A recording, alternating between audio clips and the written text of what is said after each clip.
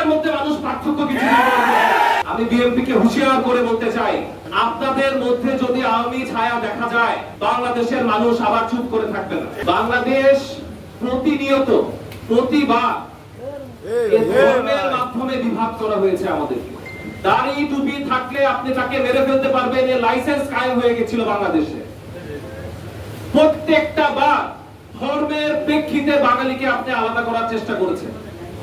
এটা ছিল ফ্যাসিবাদী সমাজের, ফ্যাসিবাদী যুগের একটা দৃষ্টান্ত।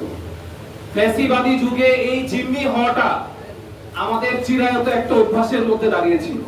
বারবার প্রত্যেকটা ব্যাপারে আমরা জিম্মি হতাম।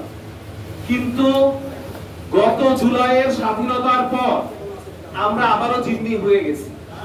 আমরা আবারও স্বাধীনতার যেই ফল সেটা আমরা ভোগ করতে পারতেছি না। গত বুধবার ঘটা মিটফোর্ডে যে ঘটনা ছিল, এটা আইনি জাহিলিয়াতের ঘটনার মতো সাদৃশ্যপূর্ণ একটা ঘটনা। একটা মানুষকে খোলা ময়দানে দিবালোকে আপনি পাথর দিয়ে ছেঁচে মেরে ফেলতেছেন। আওয়ামী লীগের পর নতুন ভাবে আপনি মানুষ মারার লাইসেন্স দিচ্ছেন। আমি বিএনপিকে হুঁশিয়ার করে বলতে চাই, আপনাদের মধ্যে যদি আওয়ামী ছায়া দেখা যায়, বাংলাদেশের মানুষ আবার চুপ করে থাকবে না। বাংলাদেশের মানুষ আবার চুলাইকে নিয়ে আসবে।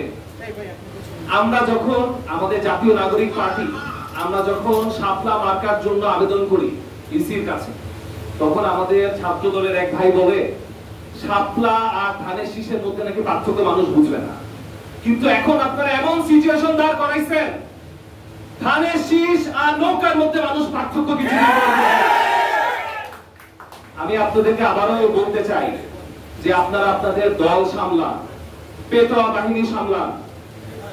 আপনারা যদি ওয়ার্ক ফ্রম হোম পলিটিক্স করতে চান লন্ডন থেকে, সেইভাবে আপনার নেতা কর্মীকে আপনি এখানে কন্ট্রোল করতে পারতেছেন না, সারা বাংলাদেশের মানুষগুলোকে আবার জিম্মি করতে চান, এই ব্যাপারগুলো কিন্তু আমাদের মানুষ মেনে নিবে না। আমাদের মানুষ গত 17 বছর জাহিলিয়াতে শোষণের সর্বোচ্চ সীমা দেখে আসছে। এখন এই মানুষগুলা যে ফেরাউন ছিল ওই যুগে, তাকে যদি টেনে হেসে নামাইতে পারে, তাহলে আপনারা কি? আপনাদেরও আমাদের নামতে কোনো সময় লাগবে না।